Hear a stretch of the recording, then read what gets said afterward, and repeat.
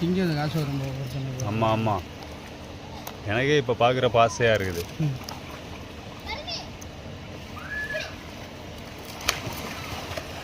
ஐம்பத்தம்பட்ட கிராய்க்கெல்லாம் எப்படி பிடிச்சங்க நீங்கள்? பக்கத்தில் உட்காந்தே ஆயிடுது. அதில் உட்காந்து ஆயிவேன். நல்லா ஆயிரம் நல்லா கொடுக்குறதா ஏஸ் வாங்கிட்டு போ. அலசி வேறு கொடுத்துறேன்னா இன்னும் கூட ருச்சியை கண்டுக்கிட்டு ஆற்று மீனே பிடிக்காது. பாய் செஞ்சு கொடுத்தாரு, நல்லா இருந்துச்சு. நான் கடல் மீனே இப்போ மறந்துட்டேன். அவ்வளோ டேஸ்ட்டாக இருக்கும் பாய் மீன். சால்ட் உப்பு போட்டு அலசிட்டா இன்னும் அருமையாக இருக்கும். ஆமாம், கல் உப்பு போட்டிங்கன்னா மீன் நாசமாயிடும். ஊற்றி உடஞ்சி நல்லா சதையெல்லாம் போய்ட்டு வெறும் முள்ளு தான் இருக்கும். ஆறாக கழிச்சிங்கன்னா அதை போகும்.